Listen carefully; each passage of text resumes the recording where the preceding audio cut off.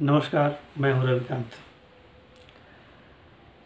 वर्तमान में जैसे ही बंगाल का नाम आता है, बंगाल की चर्चा कोई करता है आपके सामने, तो सबसे पहला नाम संदेश खाली का आता है।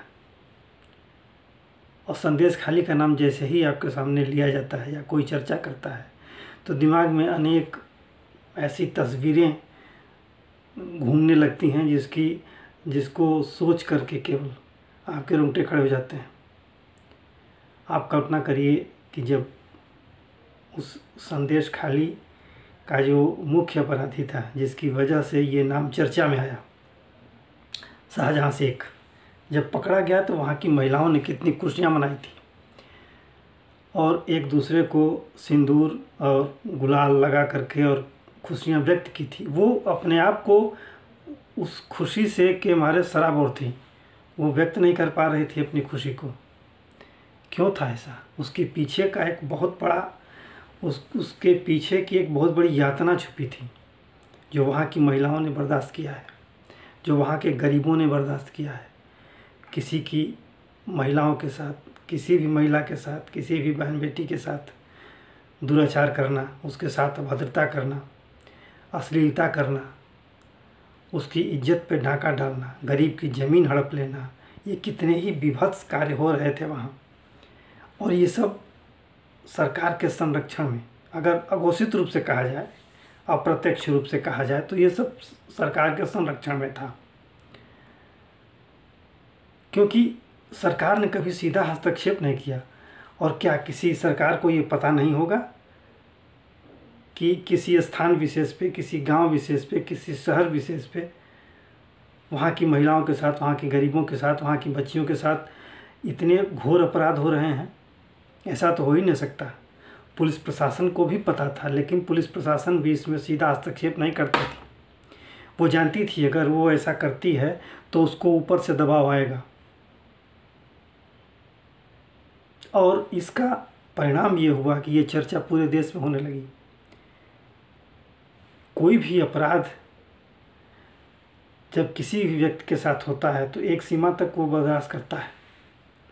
हालांकि वो भी गुनाह है, अपराध को बर्दाश्त करना भी, चाहे छोटा अपराध हो बड़ा अपराध हो, अगर आप बर्दाश्त करते हैं तो ये आप भी गुनाह करते हैं। लेकिन उन महिलाओं ने इज्जत की खातिर, प्रतिष्ठा की खातिर बहुत बर्दाश्त किया।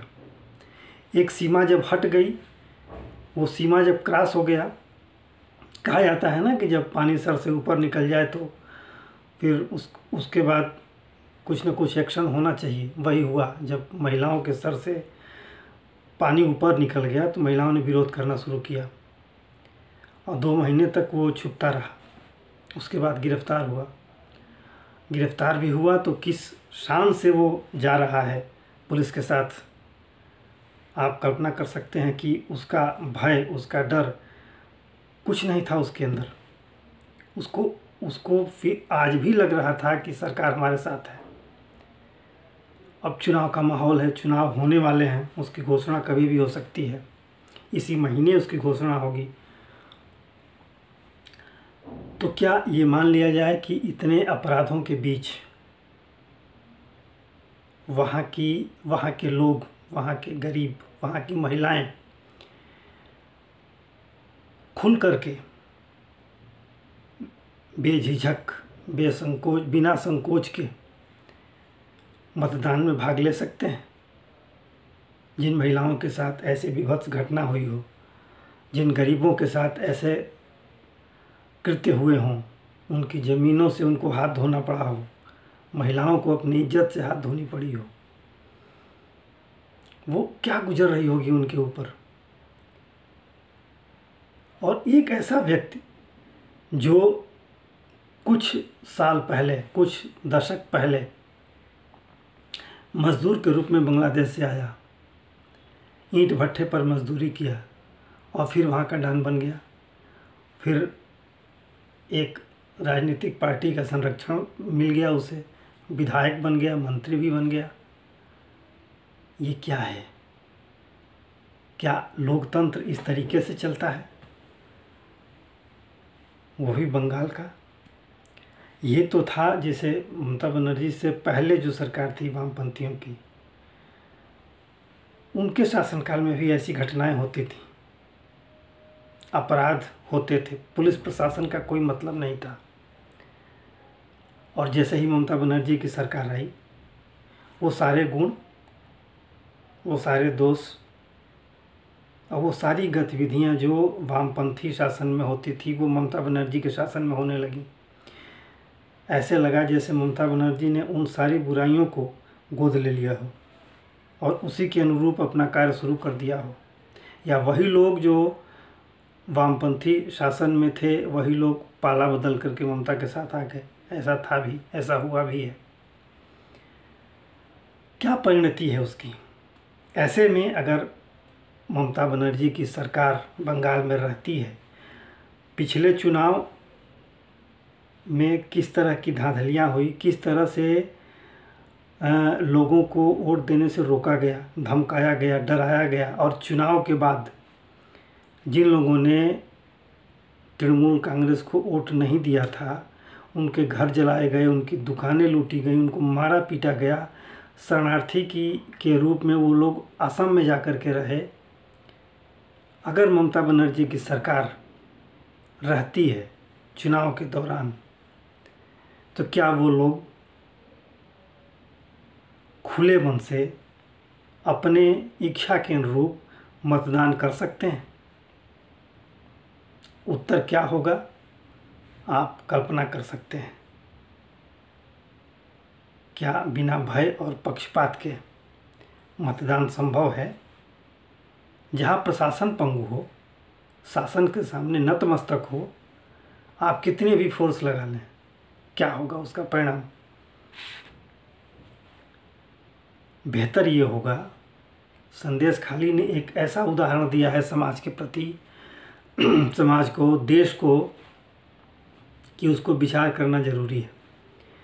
बेहतर होगा केंद्रीय शासन को या चुनाव आयोग को ये तय करना है, निर्णय लेना है इस पर, कि बेहतर विकल्प ये होगा कि चुनाव के दौरान बंगाल की सरकार को निलंबित रखा जाए और चुनाव आयोग के दिशा निर्देश के अनुसार वहाँ चुनाव हो, केंद्रीय शासन लगाया जाए और राष्ट्रपति शासन के रूप में वहाँ का सामान्य प्रशासन देखा जाए और वहाँ चुनाव हो केंद्रीय बलों की निगरानी में, ताकि लोग निष्पक्ष रूप से अपना मतदान कर सकें, अपने चहेते कैंडिडेट को खुल के वोट दे सकें। वो कैंडिडेट कोई भी हो सकता है। लेकिन अगर इस तरह की शासन व्यवस्था रही तो इसमें तो न गरीबों की इज्जत है, न महिलाओं की इज्जत है, न उनकी कोई प्रतिष्ठा है, न उनका कोई प्रभाव है समाज में।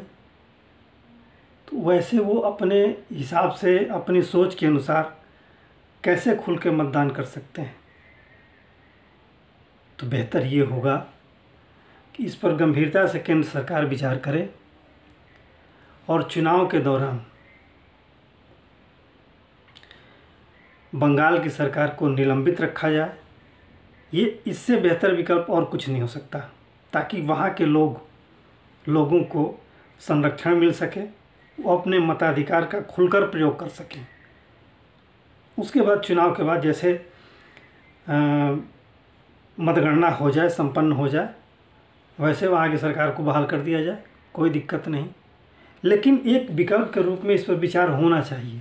मैं ये नहीं कहता कि वहाँ की सरकार को बर्खास्त कर दिया जाए, लेकिन जब कानून व्यवस्था राज्य का विषय है और राज्य का चरित्र इस तरह का है, राज्य की सोच इस तरह की है, तो वहाँ निष्पक्ष चुनाव होना असंभव है। चाहे कितने भी केंद्रीय बल लगा लिए जाए। पिछले विधानसभा चुनाव में भी तमाम केंद्रीय बल लगे, लेकिन फिर भी वहाँ लोगों को प्रताड़ित किया गया, चुनाव से पहले भी, चुनाव के दौरान भी, चुनाव के बाद भी। पिछले लोकसभा चुनाव में, पिछले पंचायत चुनाव में इस तरह की घटनाएं हुई, कार्यकर्ताओं को मारा गया, बहुतों की हत्या हुई, और क्या क्या नहीं हुआ ये दोबारा कहने की आवश्यकता नहीं है। तो वो चीज़ें ना हो, चुनाव बाद की जो हिंसा हो उसको रोका जा सके। इसलिए चुनाव के दौरान इस सरकार को निलंबित रखना आवश्यक है। केंद्र सरकार को इस पर विचार करना चाहिए। धन्यवाद। आज के लिए इतना ही। अगर वीडियो अच्छा लगा हो लाइक और शेयर करें, सब्सक्राइब करें। धन्यवाद।